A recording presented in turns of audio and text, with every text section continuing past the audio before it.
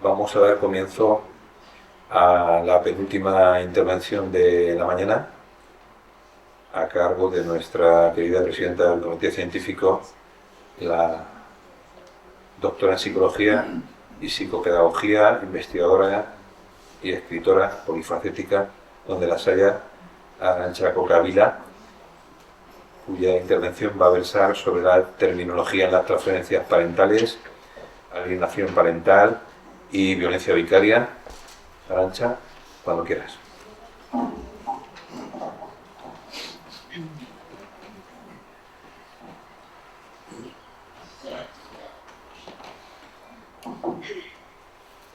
Buenos días a todas y a todos. Muchas gracias por tu presentación, José. Un honor, como he dicho en la presentación, estar aquí en el Congreso y de nuevo pues, presentar contenido, material que intente siempre recoger, como todas las conferencias, ¿no?, la actualidad de un tema que desgraciadamente, un fenómeno que desgraciadamente, aunque alguien diga que no, pues sigue siendo muy actual, desgraciadamente está muy vivo, que es el fenómeno de la manipulación de un menor. Y yo le comenté ya en el congreso anterior a Juan Carlos Presa, el organizador, que teníamos que hablar en algún momento de violencia vicaria, este nuevo concepto que genera polémica también en sí mismo, por si es contrario, diferente, igual o en qué es diferente o en qué se asemeja a la alienación parental. Y sé, yo también soy de tu partido, tú lo sabes, Juan Carlos, que no soltamos el concepto de alienación parental, no nos lo cambian. Sin embargo, pues tenemos que ser realistas y hablar de otros conceptos que se están utilizando similares a la alienación y poder tratar de ellos. Uno es la violencia vicaria, no le podemos dar la espalda a este término, tenemos que hablar de él y poder entender si dentro del mundo de las interferencias parentales es sinónimo a la alienación parental, si no, en qué se le asemeja, si es una sustitución del término o es otra cosa diferente. Entonces, por eso mismo planteé esta conferencia. Bueno, hay términos y términos. Ante la negación no científica, pero sí político-social, de que la manipulación de un menor no existe, nos han inventado muchos vocablos, muchos términos. La famosa alienación parental o síndrome de alienación parental, que ya estamos quitando la palabra síndrome, que podríamos usar, porque síndrome de alienación parental es un concepto divulgativo y nació así, para hacer divulgación sobre un fenómeno.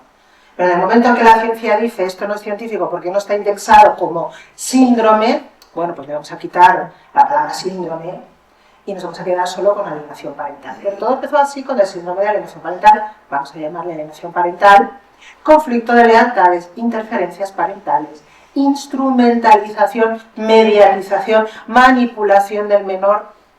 Los que hemos leído informes periciales o sentencias hemos visto cómo han usado un elenco de términos para referirse a lo mismo. Esto solo refleja, uno, que no hay un consenso y dos, el miedo. Porque si le digo así me lo van a anular, no me lo van a aceptar. Si le digo alienación parental, el juez va a saltar y va a decir esto no puede ser, no existe. Entonces, esta terminología variada solo expresa la inseguridad a la hora de hablar de un fenómeno del cual estamos seguros. Pero la inseguridad de referirse como tal no sea acaso que no lo vayan a aceptar como un fenómeno que esté existiendo. Entonces, ahí va toda la imaginación de tanto juristas como de sanitarios de hacer referencia al fenómeno de la manipulación del menor. De los últimos, violencia vicaria, que es aquí ahora yo voy a presentar, y últimamente por parte de algunos sanitarios psicólogos que están haciendo investigación y que publican, y no están publicando mal en el sentido de que son publicaciones consideradas en metodología científica, aportando muchísima literatura, o sea que no es la opinión del investigador, sino artículos muy bien articulados en literatura científica. Ruptura intencionada e injustificada del vínculo parental, RIP. Bueno, toma nota, Juan Carlos, por si en los siguientes congresos tenemos que hablar del RIP.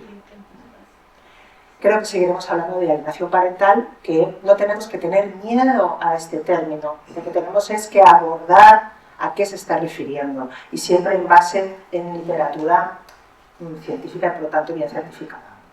Bueno, la violencia vicaria. Te voy a dar donde más te duele. Este es el lema de la violencia vicaria. Te voy a dar donde más te duele. ¿Qué te duele? La casa, te la quito. ¿Qué te duele? El trabajo, porque sé lo que te ha costado llegar a donde has llegado. Te voy a demonizar y hasta que pierdas el trabajo. ¿Qué te duele? ¿Qué es lo que más te importa? Porque yo te conozco, que he sido tu pareja. Los hijos, te los voy a quitar. Al final, se menciona, se hace referencia a la violencia, esa conducta de querer agredir la sensibilidad del ex, a través del sitio donde más le duela. En un caso serán los hijos, pero en otro caso, que tú conoces a tu ex muy bien, pues sabes que bueno, le dolerían los hijos, pero más le dolería aquella hacienda que tiene de sus padres, le ataca por la hacienda. Te voy a dar donde más te duele. Este es el lema. Interesante, interesante, y eso lo hay que abrir la mente, interesante. Donde se sostiene la violencia, que el concepto es doble, pero empieza por violencia para indicar que la intención es hacer daño. Está acuñado este concepto por la psicóloga argentina Sonia Vaccaro en el 2012, analizando un tipo de violencia que solía producirse con más intensidad tras la separación. Ella lo observó. Muy interesante, hasta ahí alabamos el trabajo de la colega señora Vaccaro. El concepto se incluyó en el Pacto de Estado contra la Violencia de Género, firmado y ratificado en el Estado español en el 2017, con bastantes fallos judiciales en España y en Colombia. Ella explica en una publicación muy amplia de 2021,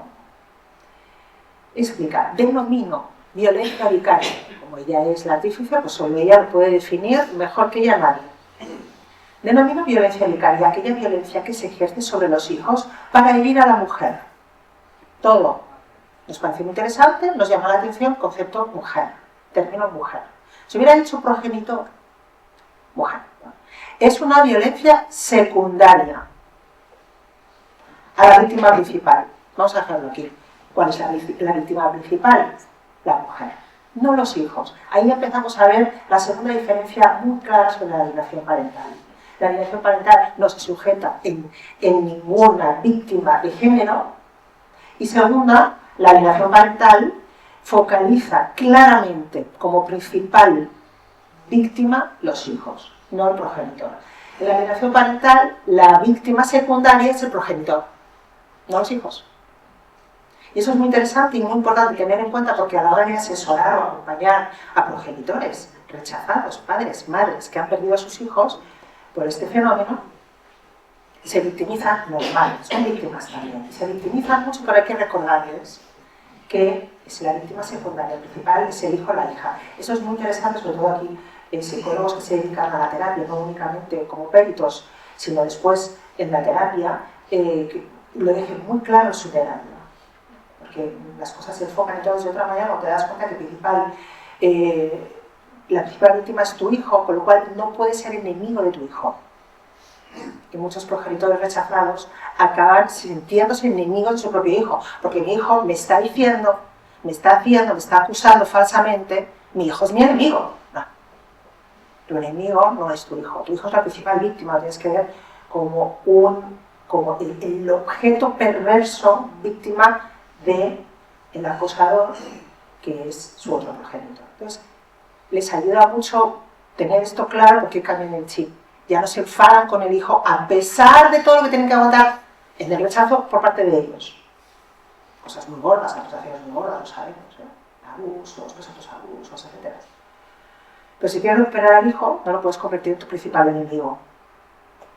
Que luego consiguen cosas judicialmente, pero te dicen, ahora yo no sé si lo quiero ver. Perdona, que me ha hecho mucho mi hijo. Olvídate de que tu hijo es el objetor, el acosador, no es él. Es una víctima tan grave o más que tú, que eres la víctima secundaria. Entonces, la violencia vicaria le da la vuelta a esto. Sigilosamente. O sea, yo llegué a leer esta definición de la señora Vaccaro hasta 20 veces. En el mismo día, ¿eh? Desde que la leía hasta ahora, la he leído ya cientos. Pero cuando yo la leía, decía, a ver, un momentito, vamos coma a coma, no tiene desperdicio. Violencia secundaria a la víctima principal, coma, ¿qué es la mujer? No lo había acabado ni de decir. Ya era obvio, estaba refiriendo al otro progenitor. Los hijos es un instrumento. Es a la mujer, nuevamente repite muchas veces la palabra mujer, a la que se quiere dañar. Y el daño se hace a través de terceros.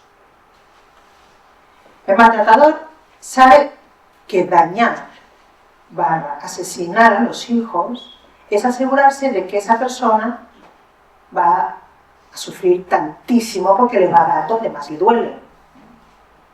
Es el daño extremo. Entonces dice, aquí ya es donde esto sí que no lo leí 20 veces porque me dio la sensibilidad como profesional, ¿eh? Ya como mujer estaba herida, porque, bueno, esto ya es algo personal mío. El SAC es una forma de violencia vicaria. Entonces, si ya teníamos dudas de si el SAC y violencia vicaria es sinónimo, porque muchos profesionales, incluso periodistas, que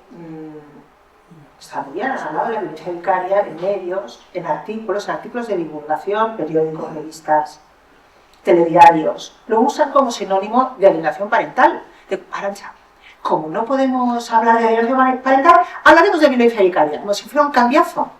No tiene nada que ver.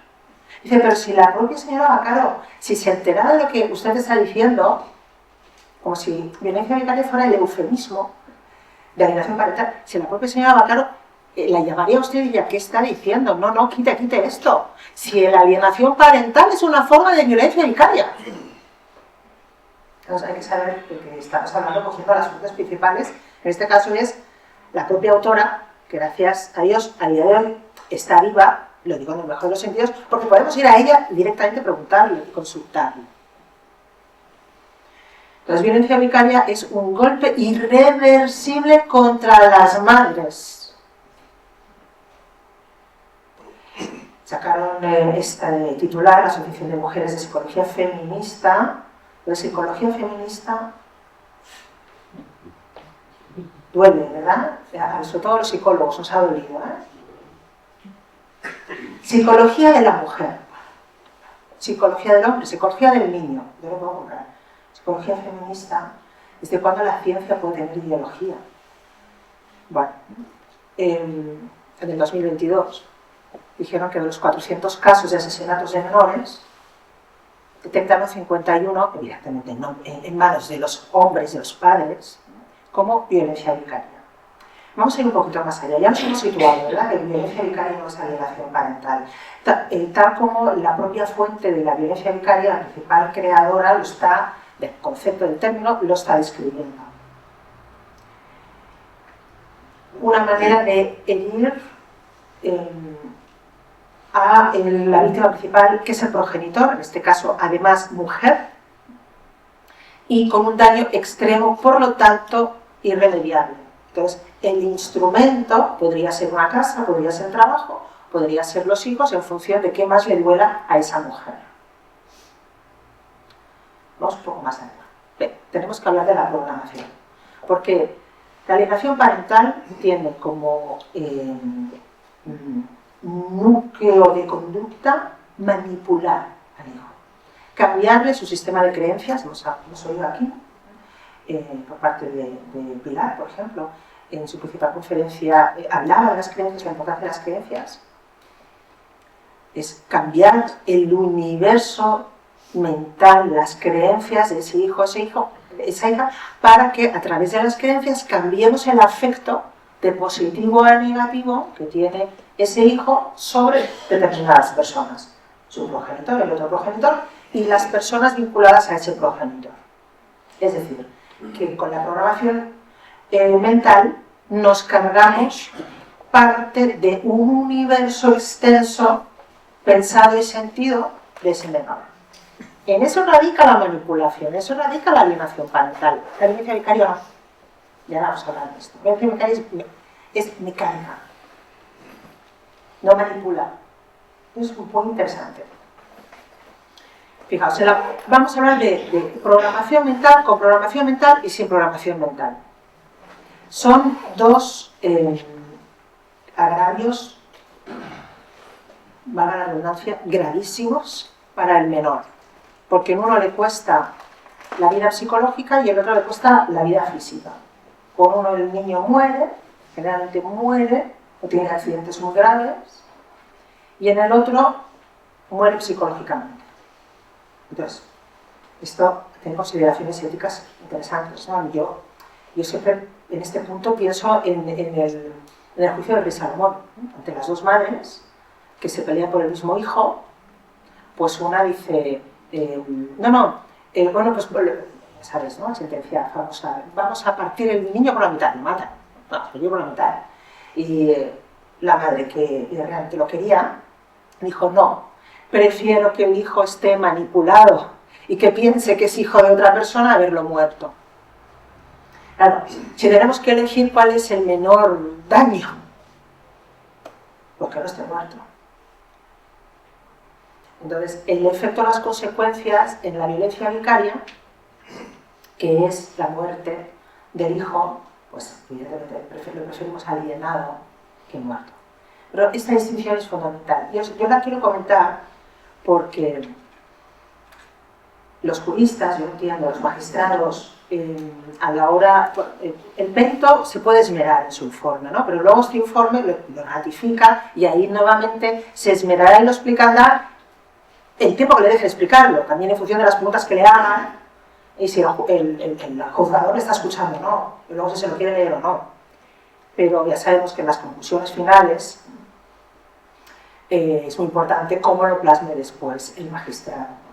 Y lo que he comentado antes sobre la diferencia entre la alienación parental y la violencia vicaria no va a entrar ahí, ¿no? Mire, señoría, es que la violencia vicaria, si usted coge la definición de la señora Acaro, pues solo es contra la mujer, no va a entrar ahí.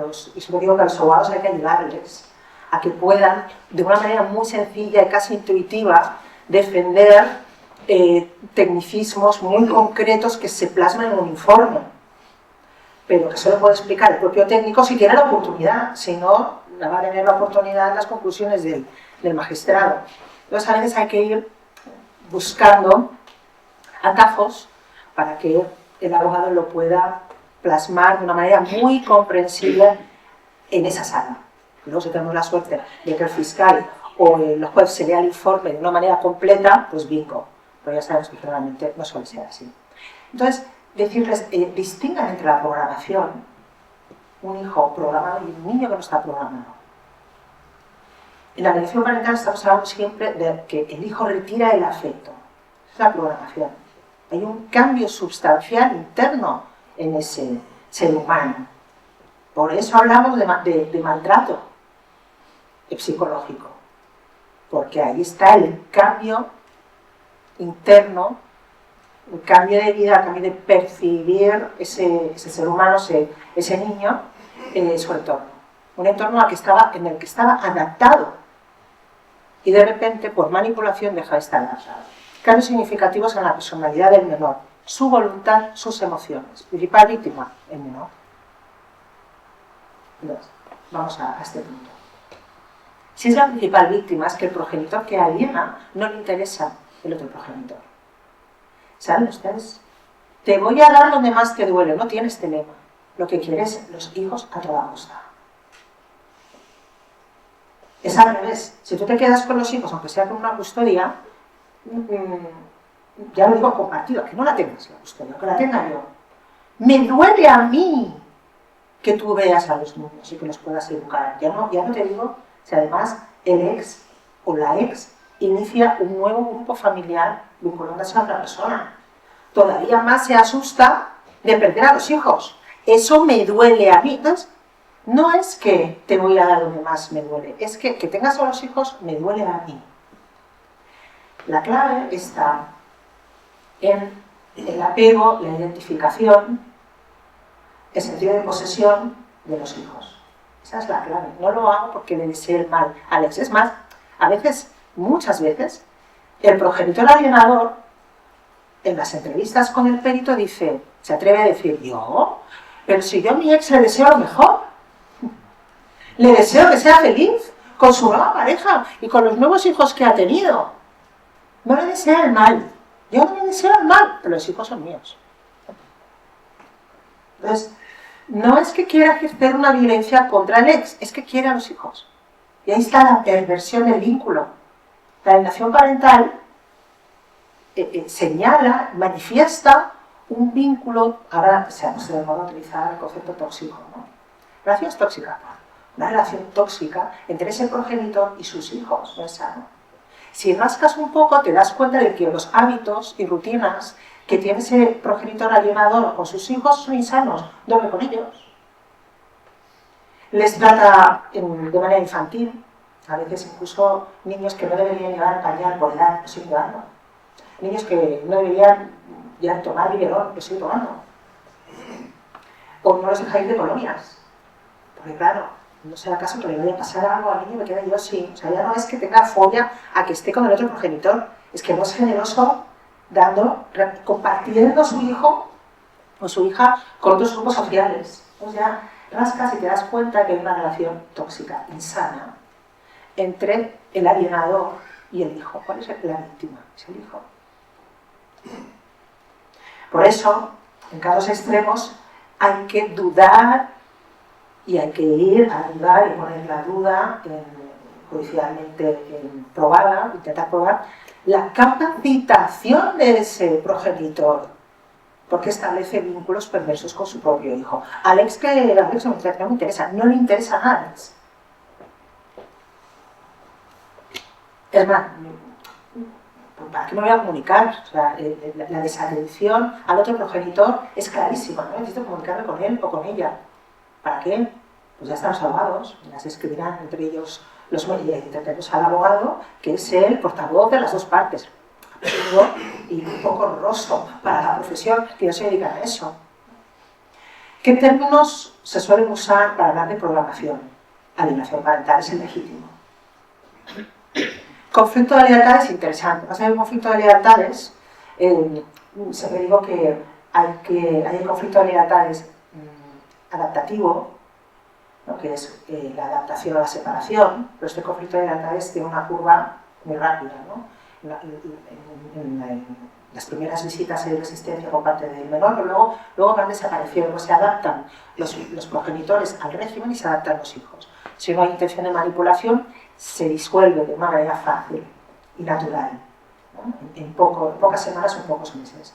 Si persiste, y ya no digo que persista, sino que va peor, entonces ya es que hay un trabajo de manipulación y de condicionamiento, ahora están hablando justamente la conferencia anterior sobre el condicionamiento, que es tan sutil, ¿no? Lo comentaba aquí Luis, tan sutil, pero se produce de condicionar las creencias y por lo tanto las creencias, el afecto consecuente y la conducta consecuente, ¿no? Y depende de cómo, pues es muy fácil reforzarla. Y empieza a usarse la violencia vicaria como sinónimo de alienación parental, cosa que, si fuéramos a la fuente, la señora Bacardi diría, no, la alienación parental es en sí misma violencia vicaria. Digo, pues déjelo usted claro, porque se está usando como sinónimo, un despropósito. ¿Qué indica? Es señal de que no se ha estudiado suficientemente el fenómeno y lo que hay detrás de la alienación parental. Nos hemos quedado con titulares grandes, la alienación parental no existe, por lo tanto no vamos a hablar ni de ella. Intentamos sustituirla por conceptos que en sí mismos tampoco lo pueden sustituir, porque no podemos definir algo por lo que forma parte de la consecuencia, es absurdo. Solo refleja el gran desconocimiento de lo que estamos hablando. A día de hoy, después de 7 congresos aquí en España, pero muchísimos otros más, y tanta literatura, sigue habiendo ese gran desconocimiento.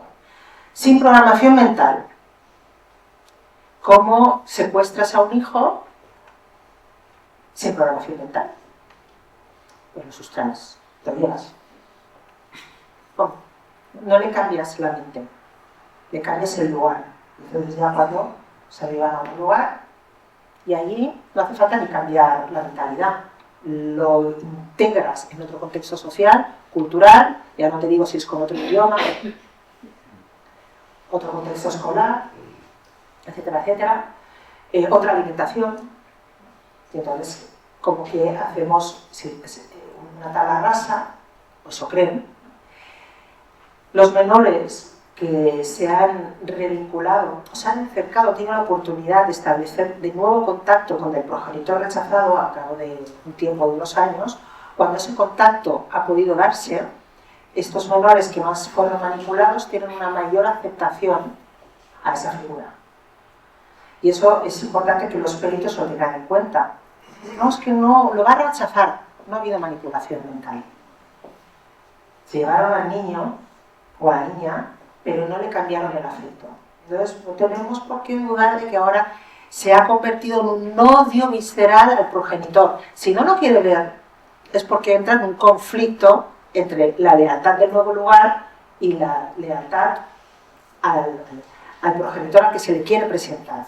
Pero después se conoce, entablan, esto lo dicen en los puntos de encuentro, ¿no? Son testigos los coordinadores que están allí, los técnicos que están allí. Pues no ha sido tan difícil. No ha pataleado el niño. No, al principio un poco frío, tímido, pero luego han conversado y tan normal. No ha habido manipulación. Lo que ha habido es que un aislamiento que se llama. Directamente el aislamiento. No es un aislamiento producido por una fuerte manipulación y por lo tanto con una conducta de rechazo por parte del niño al otro progenitor. Aquí no se dio la oportunidad. O con el infanticidio. Te mato al hijo y te da donde más te duele. La víctima, pues, aunque maten al hijo, parece ser que la víctima sigue siendo el otro progenitor. Vamos, aunque el niño esté muerto, pero parece ser que la víctima principal no es el hijo muerto. Es el progenitor al que se le quería dañar, el progenitor mujer, a la madre. Términos usados, violencia vicaria, aquí sería el contexto adecuado, y muchas veces cuando no se ha querido hablar de violencia vicaria porque el afectado no era una mujer, porque hay padres que pierden a los hijos por muerte. Hay hijos muertos a manos de sus madres. Eso no es violencia vicaria. Hay madres que dicen, adoras a tu hija, te la mato. Ya. No la manipulan mentalmente. Va por la vía más rápida, la mata, la quitan del medio. En la vida de ese padre. Pero ya sabemos, en la ideología de género, cómo se pervierte este relato. Si lo hizo la madre, es que la madre era objeto de violencia por parte de su ex. Se vio obligada a actuar así en legítima defensa. Sufría tanto por todo el argumento de en defensa de su hija o en defensa de sí misma, la mata. Estaba enajenada ella misma, estaba deprimida ella misma, todo por culpa, evidentemente, de la violencia machista de su ex. Sabemos que estos argumentos solo sirven en parejas heterosexuales, además, como si no hubiera la alienación parental en matrimonios o parejas homosexuales y de lesbianas. ¿Qué pasa? ¿Qué explicación le damos? Cuando esto sucede, cuando una madre niega y le quita los hijos a la otra madre, y además con argumentos mucho más graves. El amarillo no tiene ni tu ADN. Y así se dicen a los hijos. No es tu madre verdadera. La madre verdadera soy yo que te he parido. Como un donante. Entonces cuestionan, ya no, estas mamás que alienan, ya no van a quitar la custodia, van a quitar la patria potestad. Van a intentar que no sea reconocida la otra madre como madre. Clarísimo, pues aquí, ¿qué va a entrar la violencia vicaria? Pero, señora Bacaro, de momento no tiene respuesta para estas preguntas. ¿Qué debemos hacer? Vamos un poco ya, después de que hemos definido cada concepto, lo hemos puesto en su lugar. Que al menos los técnicos, los profesionales lo tengamos claro, para saber usar la tecnología de una manera correcta. Debo decir que hablando con algunos abogados, ellos me han reconocido que ya sé, Arantxa, que eso es un claro caso de alienación parental, pero no lo puedo presentar así. No lo puedo presentar así, porque no me lo van a aceptar. Entonces le voy a llamar violencia vicaria, casi me piden consentimiento. Lo siento, se disculpan. Veo violencia vicaria porque así tengo una opción, lo entiendo, es triste. Lo entiendo, porque hasta el momento de la violencia vicaria, aunque van a venir leyes muy fuertes, que van a impedir o quieren impedir el uso, la insinuación de cualquier tipo de interferencia marital, es posible que hagan una excepción con el concepto de violencia vicaria. Entonces, por ahí, ya sabemos. Entiendo, muchos abogados digan, voy a meterme por este callejón, que sé que no es exactamente lo mismo, pero tengo una opción. Es que se va a decir, utiliza la opción, evidentemente. Pero técnicamente sabemos que una cosa no tiene nada que ver con la otra. ¿Qué debemos hacer? Lo he dicho en la presentación. Importante el diagnóstico diferencial. Dejadme aquí. Diagnóstico diferencial, voy a poner un ejemplo. El diagnóstico diferencial, para que ustedes lo puedan entender, los que no son técnicos en psicología, es un diagnóstico por descarte. Eso está funcionando bastante bien. Antes íbamos los peritos directamente a demostrar que hay manipulación. No corras tanto. Vamos a intentar demostrar que no se explica de una manera, no se explica de otra manera, no se explica de otra manera, y yo voy a intentar, porque esa es mi obligación como investigador, el perito es un investigador, evaluar por todos los lados qué está sucediendo, que no me deje nada. Y como última opción, como última, ultísima, fijaré la hipótesis de la alienación parental. La última. Yo soy la primera que la quiero descartar y poder justificar lo que está sucediendo por los medios cuando lo presentas por descarte. Esto soy testigo. Muchos jueces dicen, entonces, ¿usted ya ha evaluado que no hayan habido abusos? Sí, mire, pues no, aquí no lo podemos explicar. ¿Y usted ya ha evaluado por incapacidad del progenitor? Sí, mire, todas estas pruebas, y todas estas especiales, pues no podemos dudar de la capacitación de este progenitor. Y además que tiene otros hijos no afectados, con lo cual, por otro lado, también hemos visto que la relación y el vínculo es positivo con otros hijos. Entonces, vas descartando capas. Pues me queda, por descarte, la última explicación que es esta y hay que escanear. Allá. Entonces, por maltrato físico y psicológico del progenitor hacia el hijo. Vamos allá. Pues si no te lo preguntan, están todas las preguntas, ¿no? ¿Has evaluado esto? Esto se te ha escapado, no. Yo soy la primera que voy a ver todo el elenco. Es más, no le voy a poner ni como objetivo principal. Demostrar que alguien no, yo intentar, ponemos otros objetivos. Y al final, en las conclusiones de la pericial, no he podido concluir o demostrar a través de esta pericial que haya sucedido todo esto otro, con lo cual me veo como obligada a abrir otra hipótesis, que es el de la manipulación.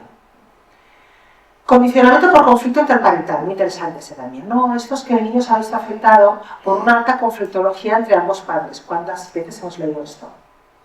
Entonces, pobre niño, no ha sido ni uno intencionadamente ni otro intencionadamente. No hay intención de manipularle. Pero por el conflicto entre los padres que se llevan a matar, pues el niño ha cambiado el sentimiento hacia uno de ellos. Ahí va. ¿Y por qué hacia este y no hacia el otro? Pero yo, porque ya puestos a estar afectados por un alto conflicto, pues tanto podría haberse visto, por tanto podría rechazar a uno o podría rechazar al otro. No, rechaza a uno y no a otro. ¿Por qué? Al final por interferencia parental o manipulación. Verás. La interferencia como última hipótesis explicativa del conflicto familiar. Eso es lo que os decía. El diagnóstico diferencial os he puesto un ejemplo, la interferencia como última hipótesis. Investigación pericial interdisciplinar, les encanta. Yo creo que tenemos que ir aquí.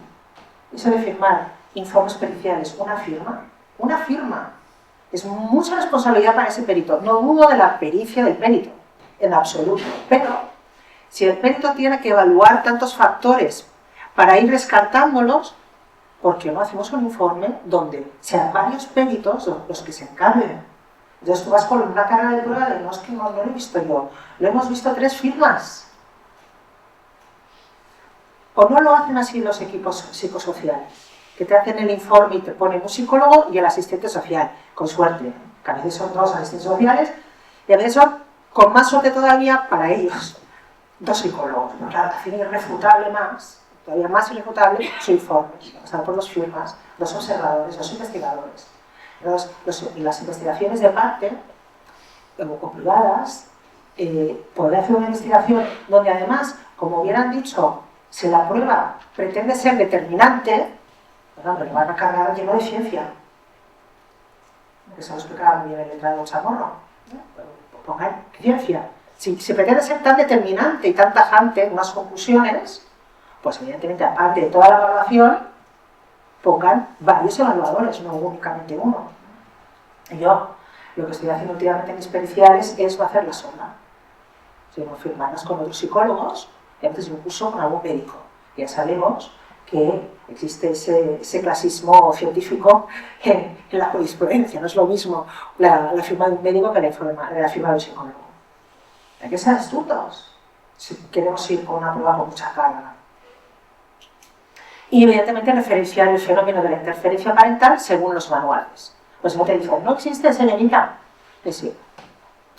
Y eso lo voy a decir de otra manera. Y hay que citar, evidentemente, el CIE, el DSM-5, con sus códigos, problemas asociados a la ruptura familiar por divorcio de los padres. ¿Dónde aparece violación parental? Pues estamos con los eufemismos.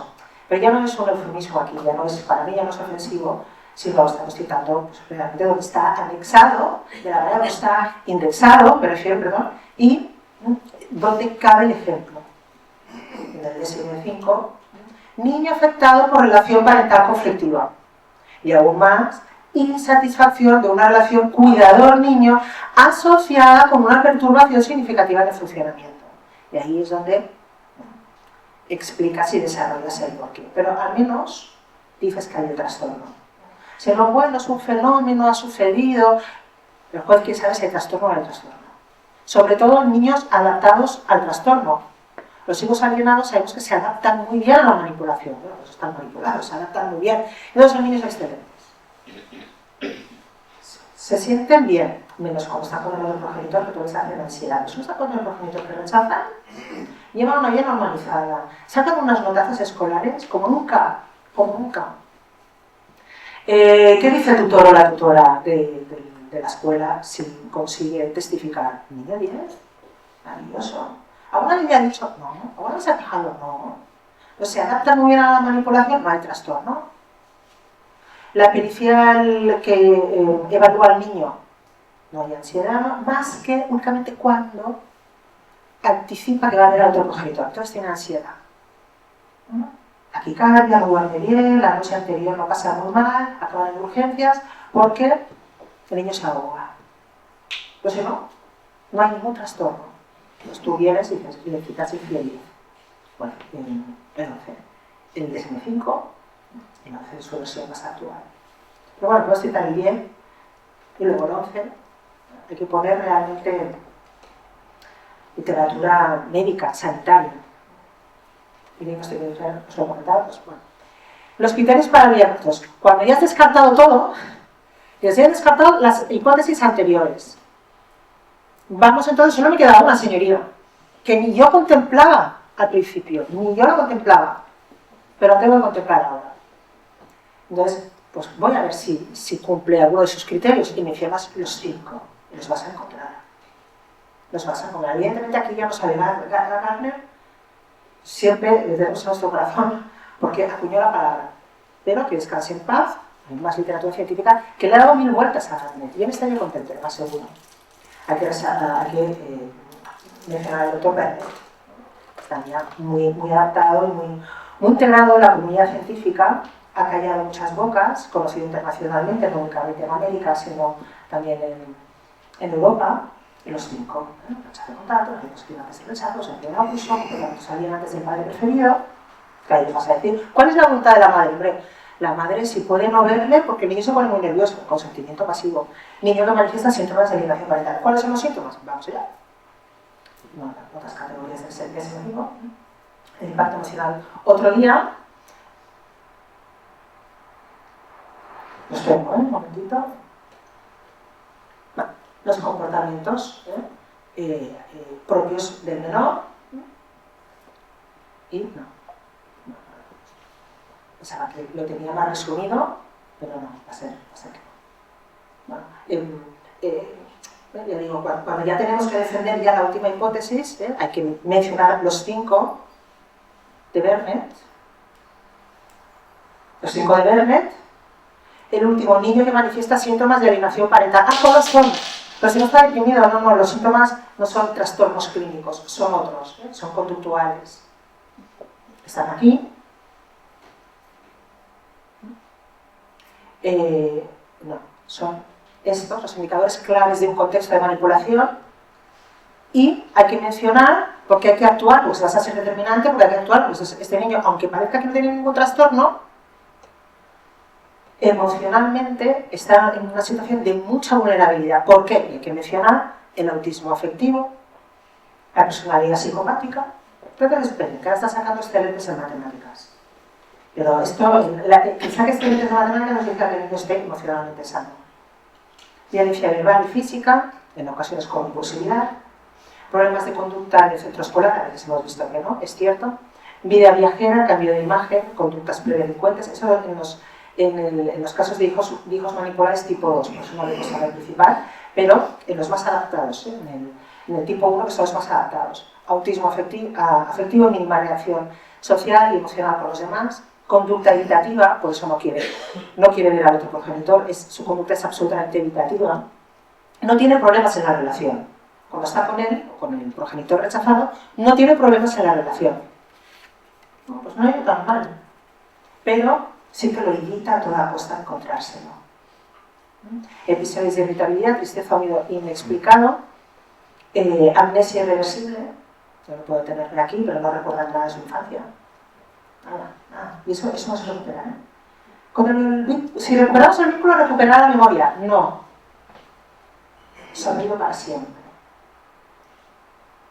Y relaciones afectivas basadas en un fuerte apego o dependencia, claro, pero sí. La relación con el alienador es una relación tóxica, perversa, ¿cómo no va a tener problemas a la hora de establecer apegos con otras personas?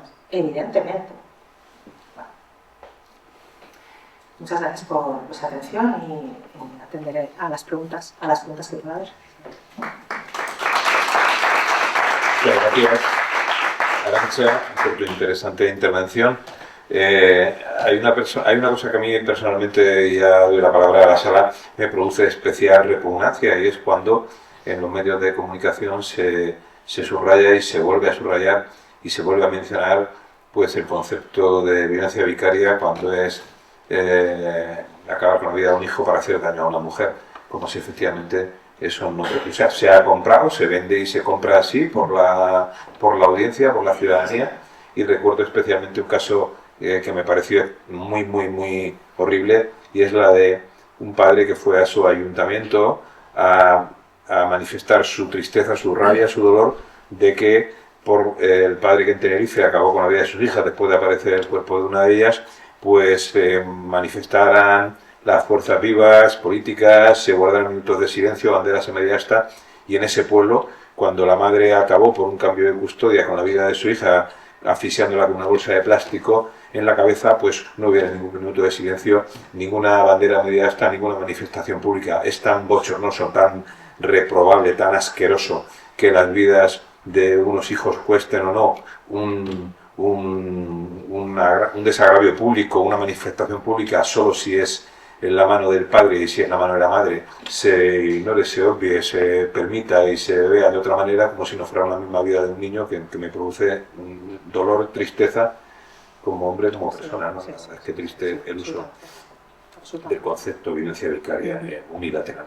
Pues nada, quien quiera alguna intervención en este momento, que aún quedan unos minutos, pues ahí. Asunción. No, es simplemente para añadir es que con el tema de la violencia vicaria, que nos vuelve un poco locos, es que si partimos un poco de la base viene de bandura de lo que es el aprendizaje vicario, ¿no? Claro. Entonces nada tiene que ver con lo que ellos están exponiendo, ¿no? Esta vaca, ¿no? Que además viene de... Este término no es de ella, es de Jorge Corsi, que ya habló de ese término. Lo que pasa que lo han apartado porque Corsi ha sido condenado, juzgado y condenado por pederastia. Entonces vamos a apartar, porque no vayamos a hacer ningún tipo de relación que no sea perjudicial. Ella viene de Argentina y Jorge Corsi era argentino, y de ahí viene. Y luego hay mucha confusión, porque el término de violencia vicaria, por ejemplo, para Latinoamérica, es aprendizaje vicario.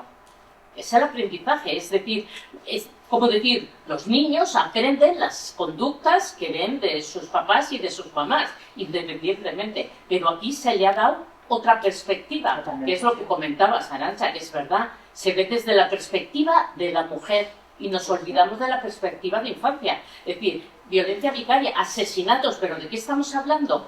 De violencia, vale, sabemos que lo hay, pero aquí no estamos hablando de eso. Y como siempre se confunde y nos quieren llevar por donde nos quieren llevar, pues al final hay una gran confusión. Y la verdad que tienen, bueno, pues tienen el poder que tienen, pero bueno, nosotros también la valentía, ¿no? Porque aquí estamos. Exacto, sí, y gracias. enhorabuena, Arantxa. Gracias, Asunción, por tu aportación. Muchas gracias. José Ignacio. Y ¿sabes, Arantxa, si en Europa y en Estados Unidos y Canadá existe ese rechazo tan de base como hay en España sobre el SAP? ¿O está generalmente aceptado, los medios lo tratan como algo normal, no como aquí que es algo totalmente execrable, hablar del SAP o de ese símbolo? Bueno, ya hemos visto que se ha politizado la alienación parental en España muchísimo, hasta el punto de estas leyes que ya directamente la mencionan y condicionan el criterio judicial, y le dicen a los jueces cómo tienen que juzgar y a los técnicos cómo tienen que hacer su trabajo. Lo respondería muy bien Sariego, y yo voy a responder habiendo escuchado a él, porque en algunos momentos he mencionado que en otros países, por ejemplo, la propia Italia, hemos visto en casos, las cortes británicas, que pueden ser todos los british que quieras y todos los rigios que mentalmente, aunque caigan en el arquetipo, pero realmente no se niegan en absoluto en valorar como hipótesis de un caso, de una situación, la alienación parental o la manipulación. No niegan tampoco en las cortes británicas usar el término alienation, lo usan. Entonces, esa alergia, esa repulsión que causa el término alienación parental, desgraciadamente lo vemos aquí en España. Científicamente afecta a todos, si no está indexado universalmente, por así decirlo, pero la negación que se está viendo en este país de ni siquiera mencionarlo como probabilidad posible y rechazado de cualquier tipo de término sobre España, que yo sepa. No hay tiempo, ya vamos un poco justos, pasamos a la última. ¿Sí es breve? Sí, muy breve. Por favor, breve. ¿Se podría valorar el daño ocasionado a un hijo o hija económicamente en caso de pedir daños y perjuicios? Pues esto, yo como profesional de la psicología no te sé responder. Quizás algún letrado que conozca antecedentes o una situación donde se haya podido valorar en términos económicos el daño psicológico, pues seguramente podría responder mejor a esta pregunta, pero yo no me siento capaz. Claro, yo te diría, no se puede cuantificar. Hay cosas que no, es que no hay suficiente dinero, pero claro, seguramente es como la pérdida de un hijo por muerte, ¿no? Es imposible, pero algo habrá y seguramente pues tenemos que mirar antecedentes. ¿Y por qué me han hecho así? Pero segundos, por favor, te lo pido por favor, y ya no hay más. Claro, muy rápido. Has hablado de violencia vicaria, he entendido meter a los juzgados en, digamos, como eufemismo o alternativa a SAP. El tema es con la segunda ley que has explicado y que efectivamente hay, ¿la suelen aceptar? ¿Suelen aceptar el argumento de violencia vicaria cuando es un padre de la víctima y el hijo? Los padres, los víctimas son hijos y padres en vez de madre e hijos. Lo intentan, y la experiencia que yo tengo es que cuela, en algunos casos, porque aceptan este concepto, está dulcificado judicialmente. Y te voy a poner un ejemplo. Parte de esta conferencia que he dado aquí, no toda ella, está preparada para este congreso, pero en una parte, yo lo sé, en una charla que di hace 2 años en el Colegio de Abogados de Barcelona, la primera vez que el Colegio de Abogados de Barcelona daba una charla para hablar de la sustracción o la eliminación de los hijos en casos de litigios en divorcio. Los habían negado por miedo, lo habían intentado, pero 2 días antes quitaban la conferencia, siempre desaparecía del programa. Y lo consintieron porque no se habló de alienación parental y únicamente de violencia vicaria. En esa conferencia que llegaron a la sala, había sobre todo juzgadores, jueces, los psicólogos me lo decían, este es juez de tal, este es juez de tal. Y yo digo, pues todos son jueces aquí. Y hacían que sí, cuando se hablaba de violencia vicaria, y ellos mismos pusieron ejemplos de que se podría, era una manera de poder introducir determinados fenómenos en algunos casos y se utilizaba el concepto, y ahí lo dejo. Muchas gracias de nuevo. Y pasamos a la última